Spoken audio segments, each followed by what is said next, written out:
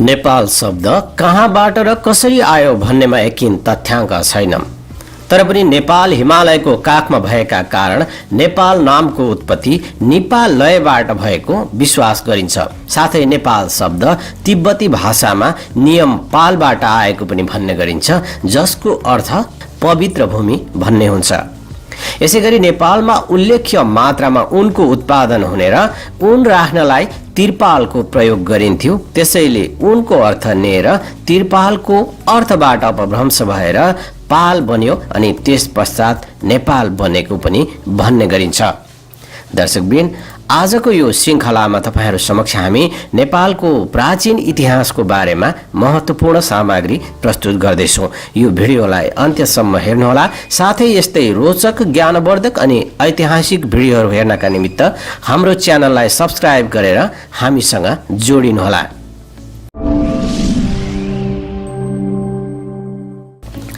नेपालको प्राचीन समयको कुरा गर्दा नेपाली सभ्यताको इतिहासलाई केलाउँदा यहाँको प्राचीन इतिहास धेरै हदसम्म काल्पनिक र अतिरञ्जित भए पनि मूल कुराहरू भने प्रमाणित भएका छन्।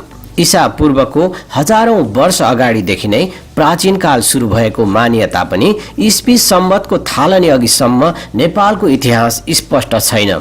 किराँत काल पूर्वका ठोस ऐतिहासिक सामग्रीहरू प्राप्त हुन सकेका छैनन्। यस कालको राजनैतिक, आर्थिक, सामाजिक आदि कुराको बारेमा लिच्छवीकालीन अभिलेखहरूबाट केही झलक भने पाउन सकिन्छ। ईस्वी सम्वतको थालनीका साथै लिच्छवीकाल सुरु भए पनि प्रमाणहरूका आधारमा ईस्वीको 5औं शताब्दीदेखि मात्र प्राचीन नेपालको इतिहास बढी विश्वासिलो बनेको पाइन्छ। यही प्राचीन नेपालको सबैभन्दा बढी विश्वासिलो रहेको पहिलो खण्ड हो गोपालवंशी शासकहरूको काल। नेपालका पहिला राजाहरू अर्थात् प्रथम राजाहरू गोपालवंशी थिए। गोपाल भन्नाले गाई पालक समुदाय भन्ने बुझिन्छ। काठमाडौँको पानी बाहिर फ्याँकेपछि उपत्यका बसोबास गर्न योग्य भयो। त्यसपछि दक्षिणतर्फका निप जातिका गोपालहरू त्यहाँ आकर्षित भए। दक्षिणबाट आएका गोपालहरू र यहाँका प्राचीन नाग जातिबीच भिडन्त हुँदा नाग जातिहरू पराजित भई दक्षिण भेगतर्फ लागे भने नेपाल उपत्यकामा गोपालहरूको वर्चस्व कायम भयो। वंशावलीहरूमा उल्लेखित कथा अनुसार यिनीहरूको एउटा बहुद्री नाम गरेको गाईले सधैँ बागमती तीरको एक ठाउँमा गएर दूध चढाउने गर्दथिन्। सो स्थल खनि हेर्दा पशुपतिको ज्योतिर्लिङ्ग उत्पन्न भयो। टेकु दोभानमा तपस्या गरिबस्ने ने मुनिले गोपाल वंशका भुक्तमान, भूमिगुप्त पनि भनिन्छ, उनलाई राजा बनाइदिए। यिनी गोपाल वंशका संस्थापक मात्र नभई नेपालका प्रथम राजा पनि भए। गोपाल वंशी 8 जना शासकहरू भूमिगुप्त, जयगुप्त, धर्मगुप्त, हर्षगुप्त, भीमगुप्त, मणिगुप्त, विष्णुगुप्त र जिनगुप्तले करिब 505 वर्ष 3 महिना नेपालको शासन गरे भन्ने अभिलेखहरूमा पाइन्छ।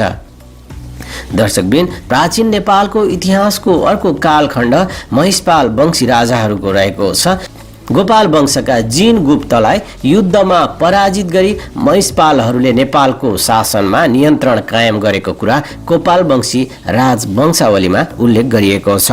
तर केही इतिहासकारहरूका अनुसार गाई पाल्नेलाई गोपाल भने झैँ भैँसी पाल्नेलाई महिषपाल वा अभिर भनिन्थ्यो। तर गोपाल र अभिर एउटै वंशका भएका र पेशागत आधारमा मात्र 2 समुदायमा विभाजित भएको मानिन्छ। कर्क पेट्रिकको वंशावलीमा अभिरहरू राजपूत उत्पत्तिका ग्वालाहरू भएका र सिमरौनगढ र जनकपुर बीचको समतल भूमिमा आफूसँग हात हतियार समेत राखी ठूलो संख्यामा भैँसी पाल्ने गरेकोमा पछि उपत्यका प्रवेश गरी गोपाल वंशी राजाहरूलाई हराई शासन नियन्त्रण गरेका थिए भनी उल्लेख गरिएको छ। यस वंशका प्रथम राजा वीर सिंह हुन्। गोपाल वंशावली अनुसार यस वंशका 3 शासकहरूमा बरसिंह, जयसिंह र भुवन सिंहले क्रमशः 49 वर्ष, 71 वर्ष 2 महिना र 41 वर्ष गरी जम्मा 161 वर्ष 2 महिना शासन गरेका थिए। त्यस पश्चात सुरु हुन्छ किराँत वंशी राजाहरूको काल। नेपाल उपत्यकामा राज्य गर्ने लिच्छवी राजवंशभन्दा अगाडि र महिषपाल वा अभिर वंशभन्दा पछाडि बीचको समयमा किराँत वंशीय राज खलकको शासन उपत्यकामा रहेको थियो भन्ने विवरण साहित्यिक स्रोतहरूमा फेला पर्ने गर्दछ। गोपाल वंशावलीमा किरात राजाहरूको सूचीका साथै उनीहरूको मूल स्थान तामाकोशी र सोनकोशी बीचको भूभाग भनी बताइएको छ। अबिर वंशका अन्तिम राजा भुवन सिंहलाई युद्धमा पराजित गरी किरात वंशी राजा युलुङ वा यलम्बरले शासनमा नियन्त्रण कायम गरेका थिए भन्ने भनाइ छ। यो द्वापर युगको अन्त्य वा कलियुगको प्रारम्भतिर 6औं शताब्दीमा घटेको घटना मानिन्छ।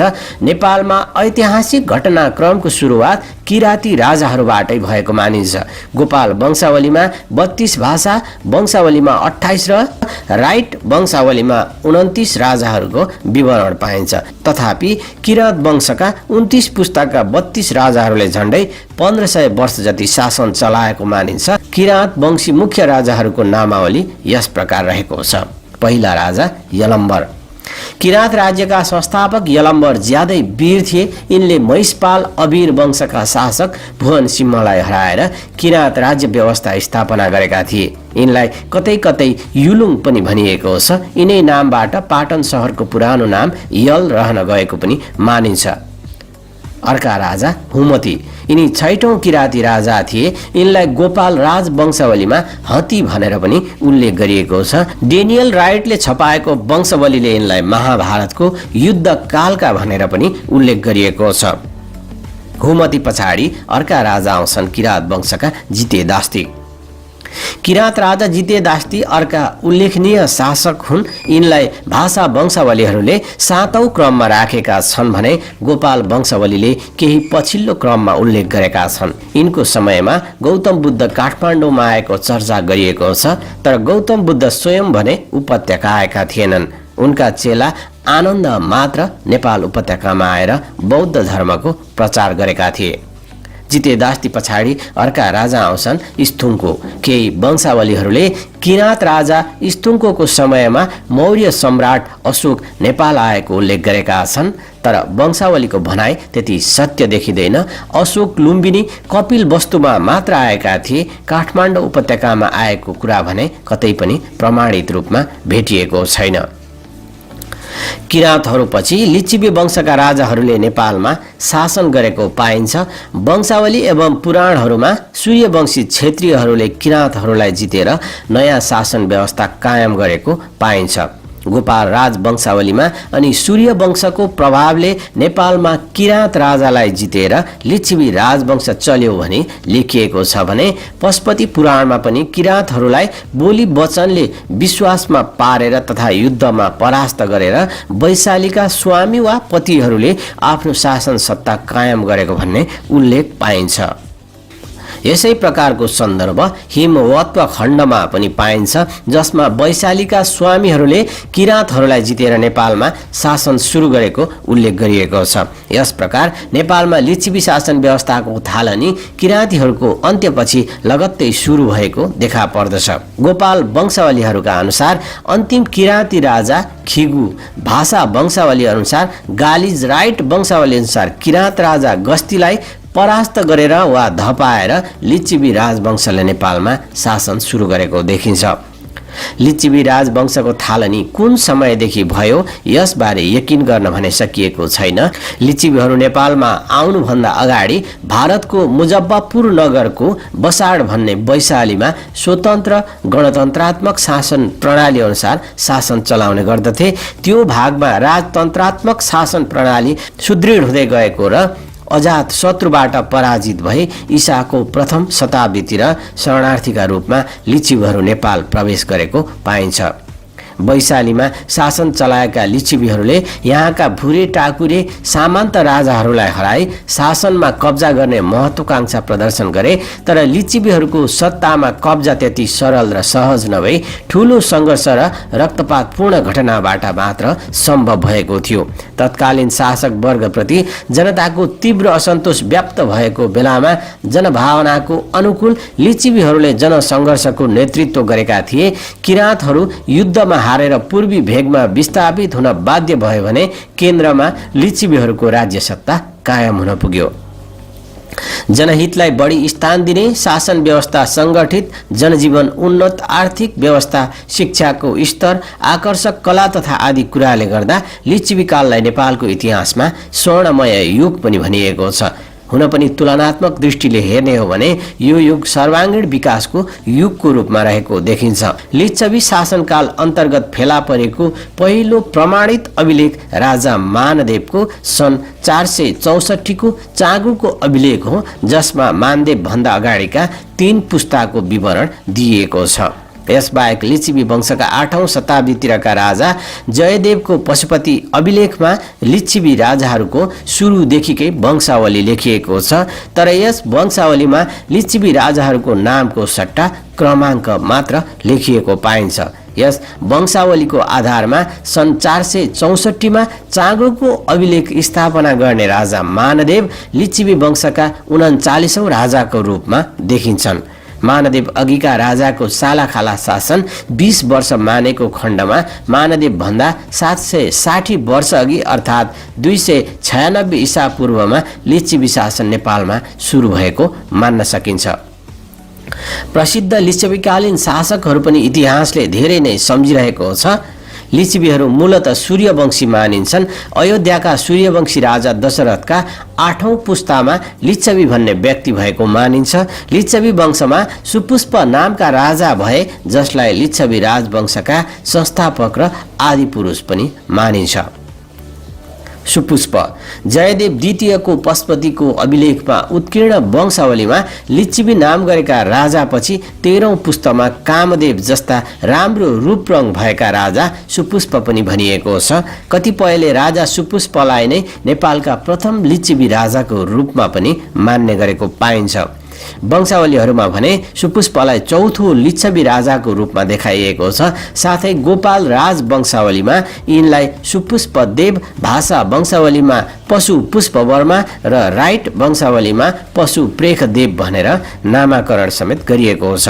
गोपाल राज वंशावलीका अनुसार यिनले नेपालमा वर्ण व्यवस्था कायम गर्नुका साथै पशुपतिको देवल बनाउने, त्यसमा छाना हाल्ने, सहरलाई सुन्दर बनाउने, राज्यमा मर्यादा कायम गर्ने तथा न्यायपूर्वक राजा प्रजाहरूको पालना गर्ने काम गरेका थिए। यसबाहेक यी राजाले पशुपतिमा सुनको छाना हाल्नुका साथै गजुर समेत थपेर अग्लो र भव्य तुल्याएको उल्लेख छ। यसैगरी राजा सुपुष्पले भूमि वा जग्गा सम्बन्धी मर्यादा बाँधेको कुराको उल्लेख गोपाल राज वंशावलीमै पाइन्छ। सुपुष्प पश्चात अर्का राजा आए मानदेव। शासन सञ्चालनमा कुशल मानदेव प्रथमको शासनकालमा आएर नेपाल राज्य अझ व्यवस्थित, विकसित र बलियो बन्यो।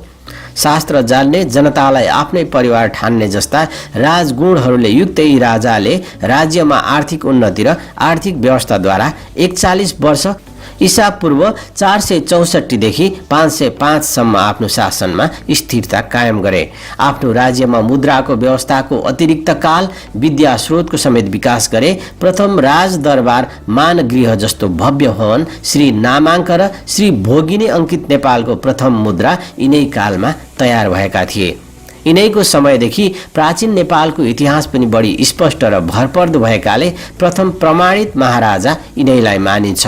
यिनको राज्य पूर्वमा कोशी, पश्चिममा गण्डकी, काली गण्डकी पारी मल्लपुरी र उत्तरमा हिमालयसम्म फैलिएको थियो। अभिलेख र स्वतन्त्र टक आदि कुराहरू मानदेवको पालादेखि पाइएका छन्।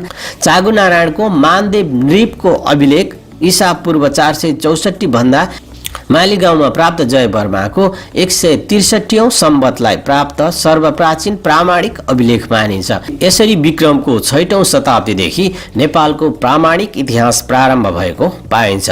मानदेव पछि महिदेव, वसन्तदेव आदि राजाहरू भए। वसन्तदेव बालक भएकाले मन्त्रीहरू रविगुप्त र क्रमलील शक्तिशाली भए। संयुक्त शासन र फेरबदल छिटो भएकाले ईस्वी सम्वत 536 देखि 545 सम्म राजनैतिक अस्थिरता व्याप्त भएको पाइन्छ। यसपछि भौमगुप्त, गणदेव, गङ्गादेव र शिवदेव जस्ता भारदारहरू बीच शक्ति सङ्घर्ष जस्तै भयो। शिवदेवले आफ्नो भानिज अंशुवर्माको मद्दतबाट गुप्त प्रभाव बचाए पनि अंशुवर्माको प्रभुत्व बढेर शिवदेव निश्चित बन्न पुगे। फलस्वरूप अंशुवर्मा राजा भए। मन्त्रीले राज्याधिकार लिएको यो पहिलो घटना पनि थियो नेपालको। दर्शकवृन्द, आजको यो पहिलो श्रृङ्खलामा हामीले नेपालको इतिहास तपाईहरू समक्ष प्रस्तुत गर्ने क्रममा नेपालको उत्पत्ति र मानदेवको राज्य सत्तासम्मको इतिहासलाई प्रस्तुत गर्यौं। यो भिडियो हेरिसकेपछि तपाईलाई लागेका धारणाहरू अवश्य पनि कमेन्टमा उल्लेख गर्नुहोला। हामी यसरी नै क्रमशः नेपालको प्राचीन इतिहासदेखि आधुनिक इतिहाससम्मका विभिन्न श्रृङ्खलाहरू बनाउनेछौँ। हाम्रो च्यानललाई सब्स्क्राइब गरेर हामीसँगै रहनुहोला।